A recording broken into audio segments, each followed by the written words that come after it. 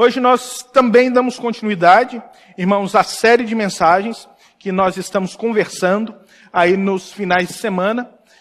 O tema dessa série é O Caminho da Generosidade. Esse aqui vai ser a quinta conversa que nós estamos tendo a respeito desse tema. E esse tema é muito pertinente porque é um tema extremamente prático para a nossa vida. É uma fé prática. É a maneira como todos os postulados teológicos que nós carregamos, todos os valores doutrinários que nós carregamos, como eles se concretizam na prática, são aplicados na nossa vida de forma prática. Essa é a nossa intenção. E eu gostaria que nós pudéssemos orar, para que o Senhor nos conduzisse mais uma vez essa noite, por meio da sua palavra, e que somente a palavra dele pudesse então fazer com que o nosso coração fosse transformado pela graça dele. Senhor, ouve o nosso clamor, ouve a nossa voz. A nossa voz é de um pedido, Senhor, que o Senhor se manifeste no nosso meio, com o teu Espírito Santo, conduzindo-nos pela sua palavra, para que ela possa falar ao nosso coração, quebrar as barreiras que existem em nós, e então nos adequar, Senhor, e nos conformar, Senhor, a essa espiritualidade que o Senhor espera de nós, a essa prática de vida que é comum no teu reino, e que nós, ó Deus, somos chamados por Cristo a viver essa prática aqui na terra, para que a tua glória seja vista na nossa vida. Então, em nome de Jesus, fala conosco, abre o nosso coração, faça com que a nossa atenção esteja completamente voltada para a tua palavra. Amém. Amém. Irmãos, nós temos falado que nós vivemos, às vezes, valorizando coisas pequenas, ao invés de valorizarmos as coisas que realmente têm significância, têm significado. O mais fundamental a respeito disso é como nós valorizamos o curto período de tempo que nós temos dessa existência em detrimento àquilo que é eterno. Nós valorizamos tanto aquilo que é temporal, que às vezes não conseguimos nem nos alegrar com aquilo que é eterno. Nós valorizamos tanto as nossas conquistas temporais, que não conseguimos dar graças, ter gratidão e estarmos profundamente satisfeitos naquilo que Cristo conquistou por nós, que não tem peso temporal, mas tem peso de eternidade. Então, o símbolo que nós temos usado até agora é de uma estrada infinita que nós estamos percorrendo. Essa estrada é a nossa jornada de vida, a nossa jornada espiritual, a nossa jornada e a nossa caminhada de fé. E ela é uma estrada reta e eterna. E o primeiro passo dessa jornada se chama vida terrena. Se chama experiência temporal. A experiência do tempo. A experiência na qual eu e você estamos inseridos. Esse é só um primeiro passo. A Bíblia vai dizer que a vida passa rápido. Ela passa rápido e nela tem muita futilidade, muita vaidade. A vida é como uma erva que hoje nasce, amanhã já está seca pelo sol e depois é jogada ao fogo. A vida passa e passa rápido. E nós sabemos disso. Um dia você está brincando com os seus coleguinhas, jogando bola na rua, ou brincando com as suas coleguinhas, de casinha de boneca, e depois, no outro dia, sem saber como, você já está cuidando dos seus filhos, você já está cuidando da família, extremamente estressado com as demandas do dia a dia, de emprego, de família, equilibrando vários pratos, para poder manter a máquina chamada vida funcionando. No fim, nós já estamos com as dores, nós já estamos carregando as nossas tristezas, nós já estamos com as nossas dificuldades físicas, emocionais, que nos debilitam e nem sabemos como tudo isso veio parar aqui. Nem sabemos. De repente, a vida passou. De repente, a coisa aconteceu. De repente, aqui estamos. E nós olhamos para o passado com um extremo saudosismo. Extremo saudosismo. Como eu me lembro com extremo saudosismo de poder correr nas ruas de café da fazenda. Como era bom poder correr descalço nas ruas de café.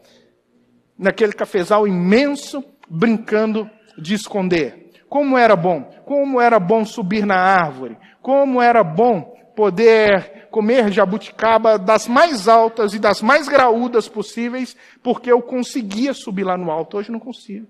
Né? Hoje não dá. Como era bom. Como era bom jogar futebol na rua e perder o tampão do dedão do pé. E depois você vai lá, pega alguma coisa, passa, mas você continua jogando. Hoje eu mal consigo pisar no asfalto porque o meu pé dói. Né? Então, como é bom, e o tempo passa e passa rápido. A vida passa e passa rápido. Mas nós damos tanto valor a tudo que acontece aqui, às nossas conquistas, aos nossos bens, que no dia a dia o mundo acaba nos consumindo e os verdadeiros valores acabam ficando para trás. E quando nós nos lembramos do passado, nós nos lembramos de coisas boas. É como aquela pessoa que está no leito de morte e o médico diz, olha, você só tem mais algumas horas de vida. E ele não fala, olha, mas doutor, por favor, me dá só mais uns 2 dias porque eu preciso fechar aquele negócio da casa. Doutor, me dá só mais uns 2 dias porque a minha promoção vai sair, eu preciso tanto dessa promoção para o lugar onde eu vou. Doutor, olha, me dá só mais uns 2 dias de vida. Sabe por quê? Porque os meus investimentos, a rentabilidade, vai cair na conta justamente amanhã. Eu gostaria só de desfrutar desse dinheirinho que eu juntei a vida inteira. A gente não pensa isso. No fim da vida, num momento como esse, as pessoas choram e falam assim, doutor, chama aquele amigo. Eu quebrei minha relação com ele. Por nada, por bobagem. Chama ele, eu preciso me retratar. Doutor, eu quero os meus filhos ao redor aqui da cama. Doutor, cadê a minha esposa? Eu quero dar a mão para ela. Eu quero um último beijo dela. Doutor, eu quero só as pessoas que fazem parte da vida, que realmente têm valor aqui comigo. Que eu conquistei. Os bens passaram. Só que o mundo, no dia a dia, faz com que as pessoas acabem perdendo valor e as coisas acabem ganhando mais valor do que devidamente devem ter. E nós nos perdemos em relação a isso no dia a dia e perdemos a oportunidade de viver a abundância do reino de Deus. Generosidade é o caminho que nós traçamos durante esse curto período de tempo que nós chamamos de vida terrena. E é uma experiência de espiritualidade que nós somos convidados pelo Evangelho a fazer parte, para que a nossa vida ganhe sentido, para que nós possamos experimentar a vida abundante. E é sobre isso que nós vamos falar essa noite. E eu convido você a abrir a sua Bíblia comigo no Evangelho segundo Marcos. Evangelho segundo Marcos, no capítulo de número 10. Eu vou ler a partir do versículo 28. Evangelho segundo Marcos, capítulo 10, a partir do versículo 28.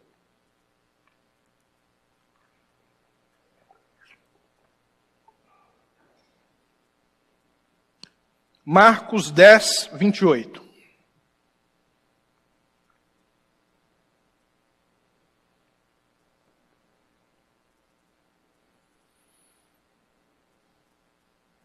Então Pedro começou a dizer-lhe, nós deixamos tudo para seguir-te. Respondeu Jesus, digo-lhes a verdade, Ninguém que tenha deixado casas, irmãos, irmãs, mãe, pai, filhos ou campos, por causa de mim e do Evangelho, deixará de receber 100 vezes mais, já no tempo presente, casas, irmãos, irmãs, mães, filhos e campos, e com eles perseguição. E na era futura, a vida eterna. Contudo, muitos primeiros serão os últimos, e os últimos serão os primeiros. Como é que nós qualificamos pessoas que são bem-sucedidas nessa vida? São pessoas que elas têm sempre a primazia nos lugares. Elas estão sempre assentadas nos locais de maior honraria. Elas são honradas pelo sucesso que elas possuem, por aquilo que conquistaram no decorrer da vida, naqueles montantes de números que conseguiram somar no decorrer da vida, e esses valores, esses bens conquistados, acabam não apenas sendo bens, mas acabam sendo aquilo que qualifica as pessoas. O grande problema da nossa era é que nós deixamos de possuir coisas para sermos possuídos por elas. Nós deixamos de dar identidade a objetos e começamos a ser identificados pelos objetos que possuímos. E tudo isso, dentro da sociedade moderna, consumista, como faz com que nos tornemos cada vez mais qualificados, cada vez mais ícones de sucesso, ícones de realização, porque nós temos alguma coisa. Mas aquilo que somos pouco tem valor. As pessoas que estão ao nosso redor pouco têm valor. Aquilo que está no nosso coração, os sentimentos, as angústias, as dores, a falta de sentido na vida que não pode ser encontrado naquilo que possuímos, nada disso tem valor. Nós tampamos o sol com a peneira dos bens para falar que nossas vidas ganham sentido por aquilo que nós temos, que possuímos. E enquanto nós possuímos bens, os bens passam a nos possuir. E à medida que os bens passam a nos possuir, menos sentido a nossa vida tem, segundo aquilo que as Escrituras dizem, que é o caminho da generosidade, que é o caminho da realização segundo o Evangelho. Porque quanto mais nós temos, e mais a nossa identidade é ditada por aquilo que possuímos, mais egoístas nos tornamos.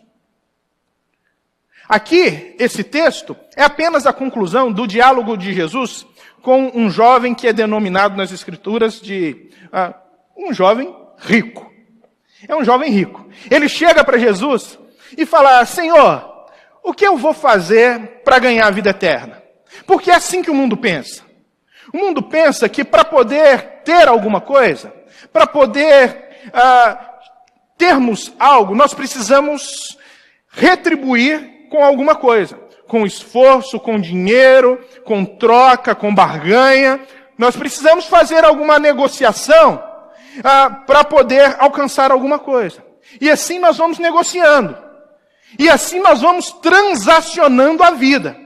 E a vida se torna nada mais, nada menos do que um amontoado de transações que vamos fazendo de troca e ganho. Você troca o seu esforço pelo seu salário. Você troca as suas vendas pelo pagamento. Você troca a sua performance na escola pela nota. E a vida vai se qualificando a partir de transações que vamos fazendo. E esse jovem rico pega o sistema do mundo, o sistema onde nós estamos inseridos, e tenta trazer isso para dentro da realidade espiritual, para dentro do caminho do Evangelho. E dentro do caminho do Evangelho isso não vai funcionar. Porque aí Jesus vira para ele e fala assim: olha, não é bem assim. Dentro do reino de Deus, você não pode fazer nada para poder ganhar o reino. Você não pode trocar. Você não pode pagar para estar lá. É por graça. Você recebe de presente.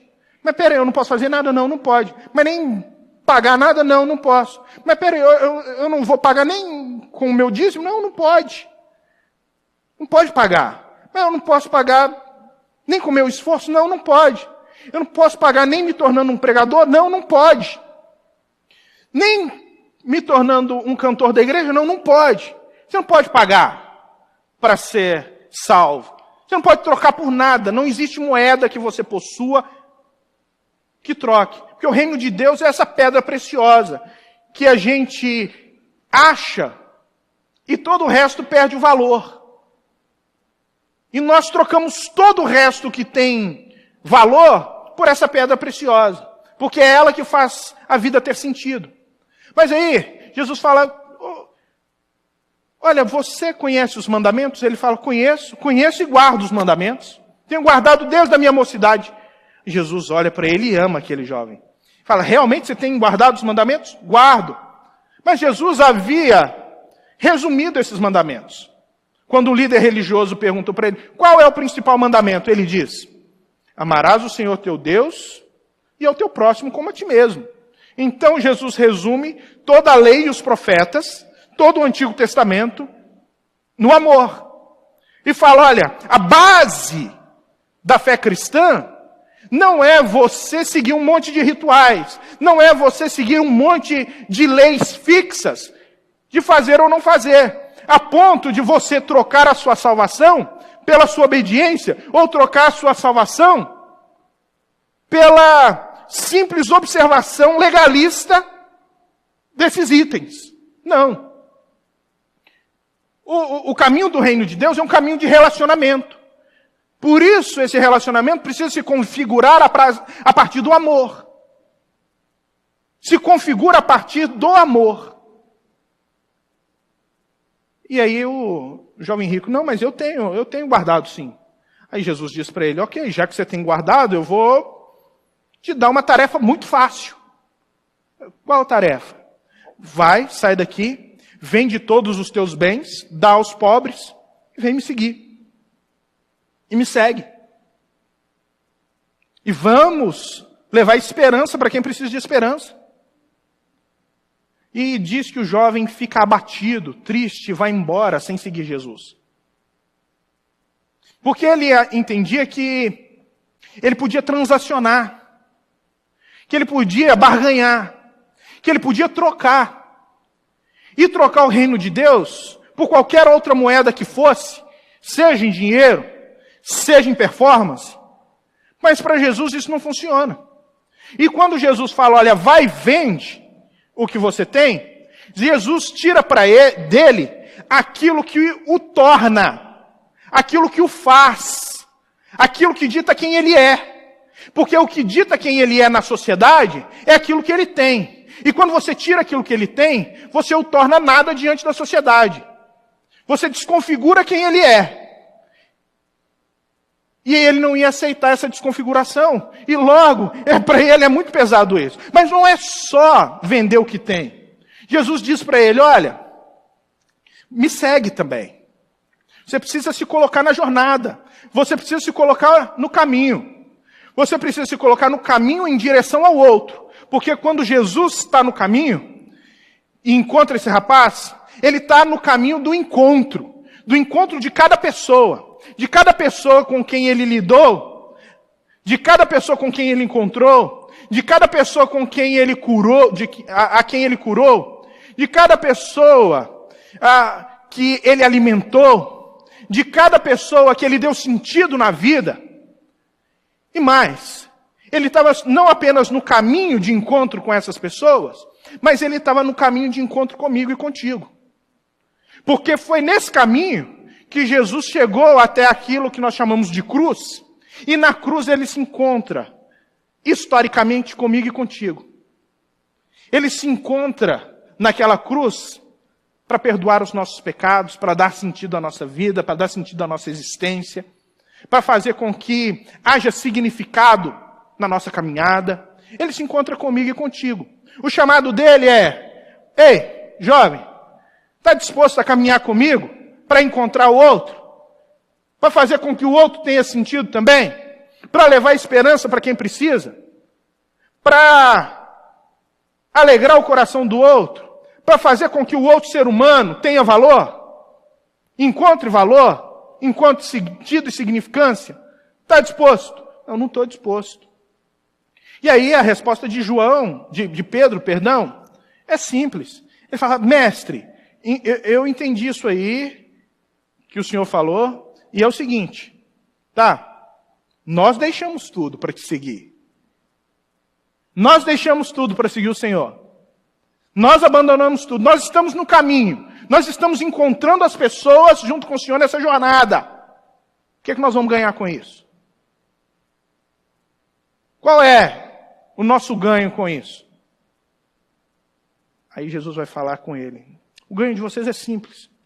Aqueles que deixaram casas, deixaram terras, deixaram pai, mãe, filhos, aquele que deixou a vida para me seguir, vai encontrar isso 100 vezes mais. Nessa era, esse tempo aqui, esse curto espaço de tempo, você vai vivenciar essa experiência nesse curto espaço de tempo, você vai vivenciar a experiência de ter isso 100 vezes mais. Sabe o que significa 100 vezes mais? 100 vezes mais não é só 100 vezes, pegar e multiplicar por 100 não. É um muitão, sabe? Muitão mesmo, você vai ter muitão. Não dá para ser contabilizado, a gente usa esses termos assim, sabe? A gente usa no dia a dia esses termos. Você está ali, aí você está lá no seu trabalho, tem uns papéis em cima da sua mesa, e alguém chega e fala, como é que você está de trabalho hoje? Você fala, nossa, eu estou lotado. Mas tem muito papel? Tem. Quantos você tem lá? Deve ter uns 1000, você fala. Você nem contou, mas você fala, deve ter uns 1000. O que você quer dizer com isso? Tem um muitão, né? Muitão lá para eu trabalhar, para eu fazer. Um monte de trabalho para fazer. É isso que Jesus está falando aqui, ó. É muita coisa. É muito. Não dá para ser contabilizado aquilo que Deus vai fazer por você. Nessa vida. Mas essa vida não vai excluir a perseguição. Não vai excluir a perseguição. Ele vai dar isso para você, mas vem perseguição também. Mas aí a relação que você vai ter que estabelecer com ele é a relação de deixar para servir por amor. Não é por troca. Ele fala assim, não é por aquilo que você vai ganhar nessa vida. Não é aquilo que você vai ganhar nessa vida. Mas é por amor. Tem que deixar as coisas por amor. A mim e ao Evangelho. A mim e a minha palavra. E aí nós nos despojamos daquilo que nós temos. Não por aquilo que nós vamos receber, mas por amor. E esse amor vai fazer muito sentido. Esse amor vai fazer um sentido enorme na nossa jornada, porque ele vai começar a balizar as nossas relações. Vai começar a balizar um novo formato de mentalidade. Porque aqui o que Jesus está querendo ensinar é que existe 2 reinos. Existe o reino do eu e existe o reino do nós. O reino do eu transaciono, eu barganho, eu troco, eu burlo. Para quê? Para ter mais para mim. Para manter o meu status. Para sentir. Mas o reino do nós é o reino onde o outro ganha sentido. Onde o outro ganha configuração. Onde o outro passa a fazer parte da minha agenda. Onde as necessidades do outro passa a fazer também parte da minha contabilidade. Eu não contabilizo só as minhas necessidades, não. Contabilizo a dos outros também. E aí ele fala, olha, e nesse reino aí, que eu estou contando para vocês, muitos daqueles que são os primeiros vão ser os últimos. E aqueles que são os últimos vão ser os primeiros. Aqueles que conquistaram coisas no reino do eu, e que se assentaram nas primeiras filas, e que conseguiram proeminência, e que foram contados como ícones de sucesso, esses lá no reino não tem muito valor, não. O que tem valor mesmo são aqueles que são as coisas loucas, as fracas, aquelas que não são, como ele fala, como Paulo fala lá em 1 Coríntios, no capítulo 1. Essas coisas somos nós. E por que nós somos essas coisas loucas, as fracas e as que não são? Porque nós começamos a andar numa mentalidade totalmente diferente dessa mentalidade do mundo que nos cerca. Que é o mundo onde os valores eles são deturpados. Onde nós começamos a categorizar pessoas através de números. Quanto vale? Quanto vale a pessoa que está do seu lado? Quanto vale a pessoa que está do seu lado? Qual é o valor dela? E nós começamos a dar valor às pessoas. Esse mundo está em todo lugar, esse mundo está na presença de cada um de nós e estava na presença de Jesus também. Estava na vida de Jesus. Um dia chegaram por um dos amigos de Jesus e falaram, quanto que ele vale? O amigo de Jesus falou, 30 moedas. E deu preço. Ele falou, 30 moedas? De ouro ou de prata? De prata pode ser. Esse é o valor de Jesus? É o valor de Jesus. Eu pago o valor de Jesus. Agora ele é meu, entrega ele para mim. Esse é o valor de Jesus. É o Simão que tenta comprar a bênção de Deus, Simão mago, que chega para Pedro e fala, Pedrão, eu estou vendo aí que você está fazendo umas coisas massa demais. Que poder é esse, cara? Eu sou mago aqui e nunca vi uma coisa tão incrível aí quanto esse Jesus que você está pregando, o poder desse Jesus que você está pregando. O que eu posso fazer? Quanto que eu posso te pagar para você me dar esse poder? Pedro olha para ele e fala assim, Simão, vai você e o teu dinheiro para o inferno, Simão. Tem coisas que não estão na categoria de valor, porque você não pode estabelecer preço. Não pode estabelecer preço. Em gente, você não estabelece preço. Gente tem dignidade. Em Deus e nas coisas de Deus, a gente não bota preço. Não bota preço na bênção de Deus que a gente ganha a partir daquilo que a gente coloca aqui no gasofilácio. Porque eu coloco no gasofilácio, eu tenho.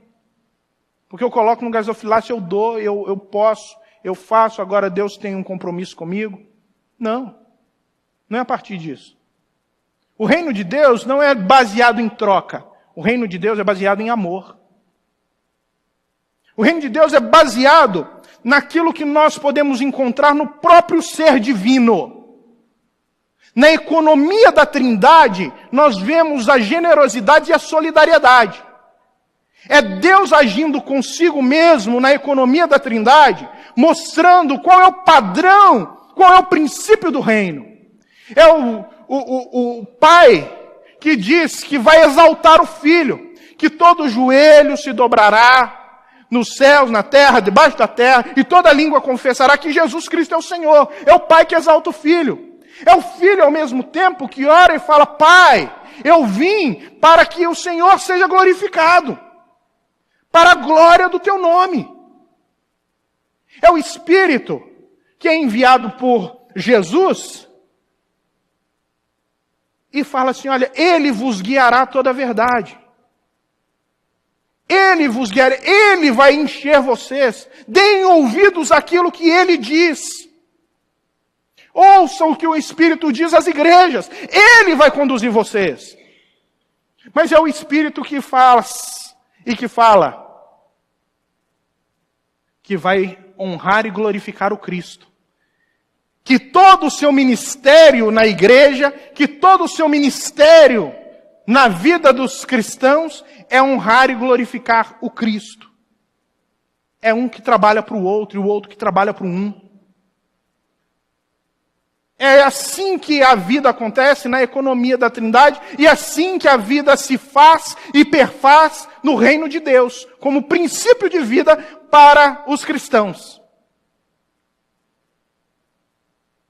E aí, passa o tempo, nós encontramos lá em Atos dos Apóstolos. Abre comigo, por favor. Atos dos Apóstolos, capítulo 2. Esse Espírito, ele desce sobre a igreja. Em Atos capítulo 2, diz o seguinte, abre lá, Atos dos Apóstolos, capítulo 2.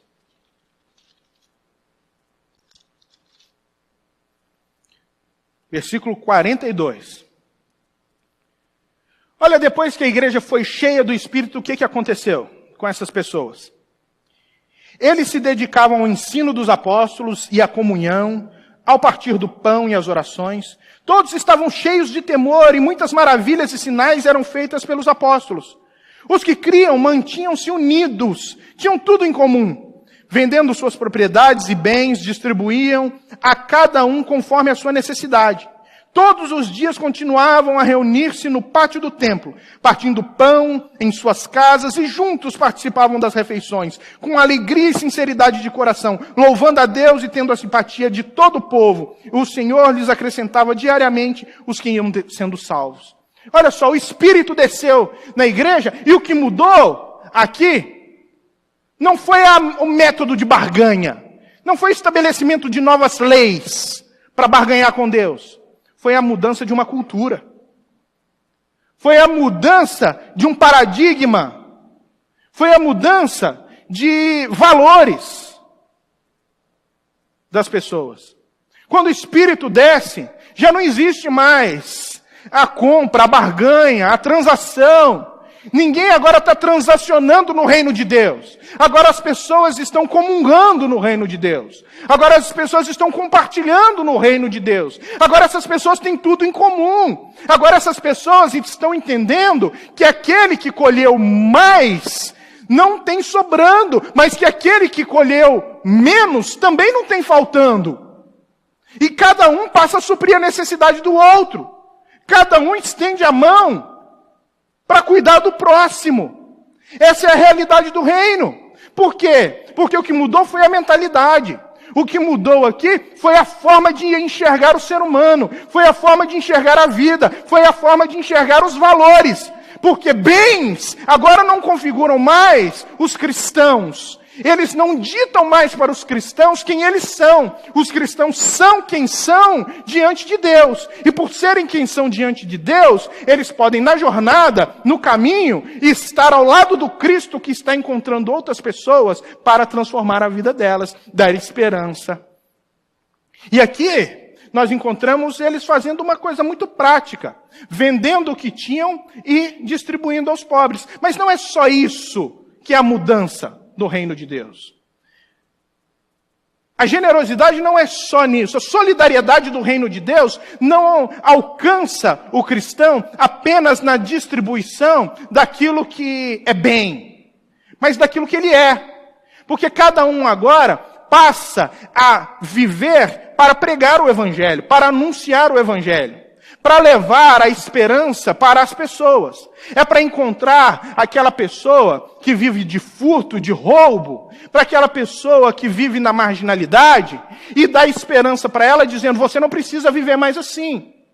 Você pode mudar, existe esperança. Para aquela pessoa que está embriagada, que chega em casa, que mete a mão na mulher e que a mulher vive aprisionada por causa dessas terríveis ações do marido alcoolizado, e quando a mensagem entra, a vida dela é mudada, a vida dele é mudada, a família é mudada, porque a esperança brota. É o jovem que está entregue às drogas, e o evangelho vem mudando a realidade dele, e ele não precisa mais encontrar satisfação em drogas, porque agora ele encontra a sua satisfação em Deus. É a menina que encontra a sua identidade na sensualização, mostrando o seu corpo, porque é assim que ela entende que através de um corpo bonito é que ela tem sentido e significado e ela se torna pessoa na sociedade, que ela entende que não precisa simplesmente viver para mostrar o corpo na sensualização para ter identidade, porque agora ela tem identidade em Cristo. Porque ela é, só porque ela é criatura de Deus. E a sua identidade, ninguém pode definir, porque a identidade dela já foi definida por Deus. Como o quê? Imagem e semelhança do próprio Criador. É o rapaz que vive entendendo que só vai ser alguma coisa ou alguém se enriquecer. E não só se enriquecer, é que a partir do enriquecimento, ele precisa ser o pegador. Ele precisa pegar todas as menininhas. E à medida que ele pega todas as menininhas, o que ele faz? Ele se torna o cara na sociedade. Ele se torna o cara nas suas relações. E ele descobre que à medida que ele está fazendo isso, ele não só está tirando a dignidade da menina, como ele está fazendo a negociação da sua própria dignidade. Ele está fazendo a negociação de quem ele é. Porque a única coisa que eles estão fazendo ali é transacionando prazer. Ninguém tem compromisso um com o outro, ninguém tem amor um pelo outro. E transacionar prazer só gera frustração. Então, o evangelho, quando ele entra, ele muda toda a expectativa do ser humano para gerar generosidade e amor em todos os aspectos, fazendo não apenas nós tocarmos o ser humano que está ao nosso lado com os nossos bens, mas também tocarmos o ser humano ao nosso lado nas suas emoções, nas suas dores, nas suas mazelas e poder ajudá-lo a ser restaurado pelo poder de Deus e a pregação do evangelho. Essa é a história. Qual era a diferença da igreja primitiva? Abre aí comigo, capítulo 4. Vamos lá. Versículo 32. Olha só, diz assim: da multidão dos que creram, uma era a mente e o coração. Ninguém considerava unicamente sua coisa alguma que possuísse, mas compartilhavam tudo o que tinham. Com grande poder, os apóstolos continuavam a testemunhar da ressurreição do Senhor Jesus, e grandiosa graça estava sobre todos eles. Não havia pessoas necessitadas entre eles, pois os que possuíam terras ou casas as vendiam, traziam dinheiro da venda e as colocavam aos pés dos apóstolos. E o distribuíam segundo a necessidade de cada um. José, um levita de Chipre, a quem os apóstolos deram o nome de Barnabé, que significa encorajador, vendeu um campo que possuía, trouxe o dinheiro e colocou aos pés dos apóstolos. Olha só, se estabeleceu uma cultura, se estabeleceu um novo paradigma, se estabeleceu um novo pensamento. O reino de Deus agora começa a ser vivenciado dentro daquela igreja. Não por ordem, não por lei, mas por prática, por amor. E aí, uma só era a mente e um só o coração desses irmãos. Estava todo mundo conectado. Estava todo mundo andando junto. Aí chega um homem de Chipre, da cidade de Chipre. E aí, quando ele entra dentro desse novo movimento, ele entende esse movimento de amor, pega a sua terra, vende e coloca aos pés dos apóstolos. Ninguém mandou Barnabé fazer. Não é por lei. Ninguém mandou. A única coisa que Barnabé entendeu é que um era o coração, uma era a mente. Ele entendeu que ele tinha o mesmo coração das pessoas. Ele entendeu que ele tinha algo em comum com aquelas pessoas. Ele entendeu quem as pessoas eram. Mas aí, continua o texto. Capítulo 5, versículo 1.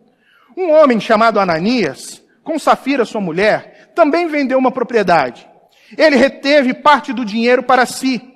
Sabendo disso, também sua mulher. E o restante levou e colocou aos pés dos apóstolos. Então perguntou Pedro: Ananias, como você permitiu que Satanás enchesse o seu coração, a ponto de você mentir ao Espírito Santo e guardar para si uma parte do dinheiro que recebeu pela propriedade? Ela não lhe pertencia? E depois de vendida, o dinheiro não estava em seu poder? O que o levou a pensar em fazer tal coisa? Você não mentiu aos homens, mas sim a Deus. Ouvindo isso, Ananias caiu morto. Grande temor apoderou-se de todos que ouviram o que havia acontecido. E logo depois, a esposa de Ananias também morre pelo mesmo motivo. Mas o que nos chama a atenção aqui são os argumentos de Pedro. Os argumentos de Pedro são assim: Ananias, você olhou como é que funciona a nossa comunidade?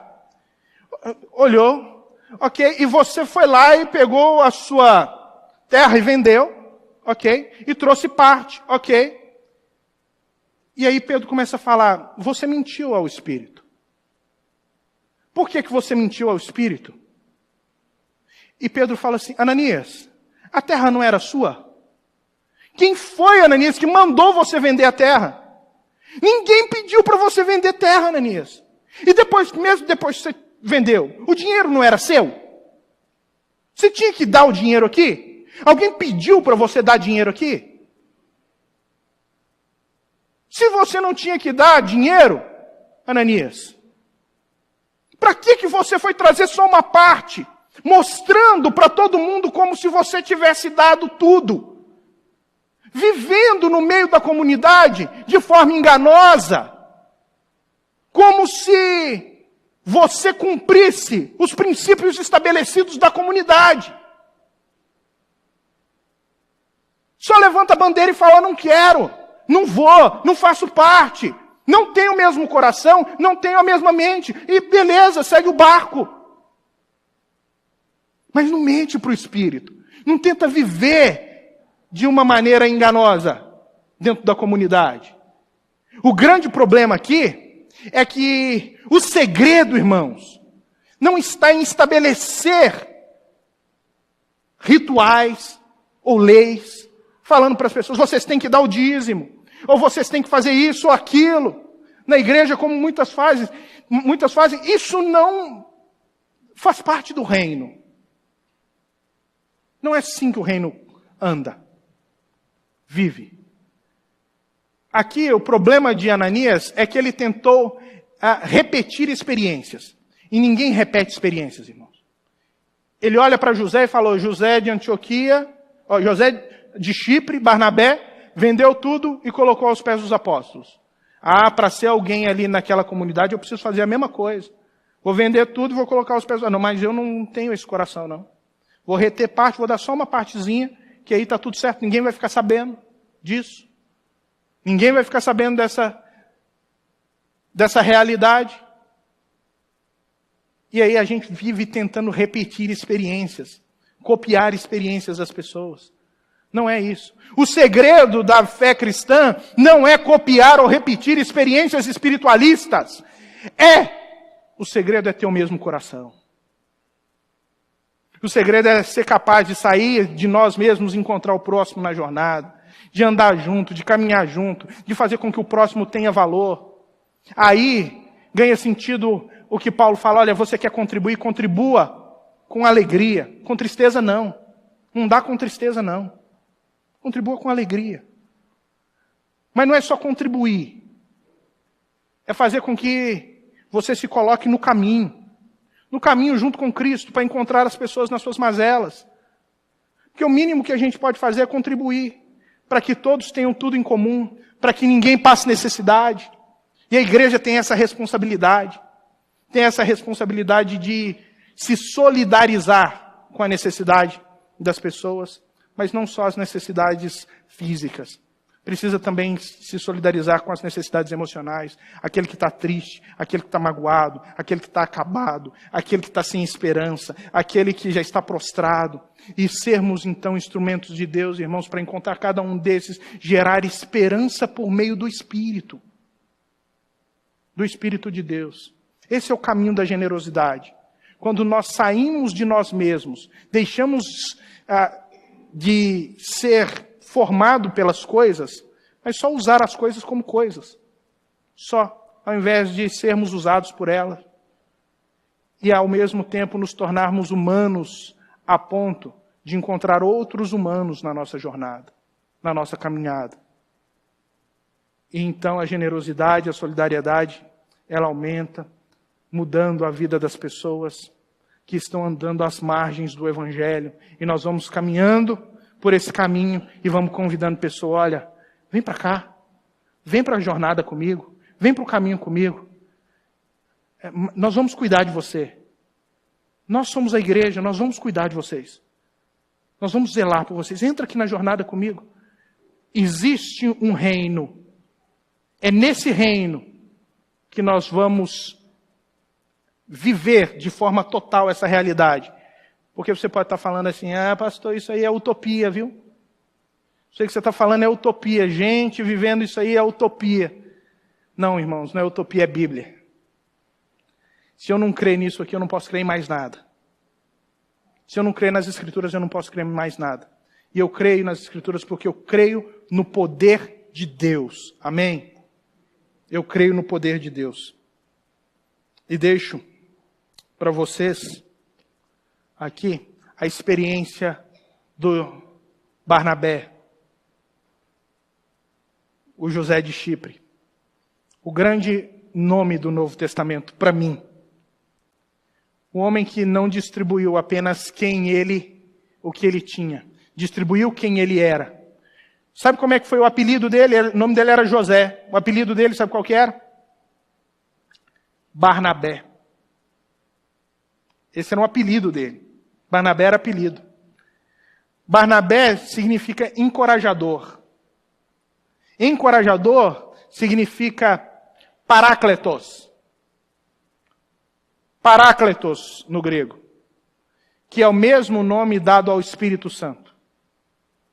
O Espírito Santo, ele é o parácletos, o consolador, o encorajador. Barnabé significa filho do parácletos. Filho do Espírito Santo. Um homem que passa a viver em generosidade é um homem que está sendo usado poderosamente pelo Espírito Santo. Por isso, Barnabé foi um dos grandes missionários do Novo Testamento. Mudou a realidade de muitas pessoas, de muitas comunidades. Que nós possamos ser também Barnabés. Deus abençoe a sua vida. Amém?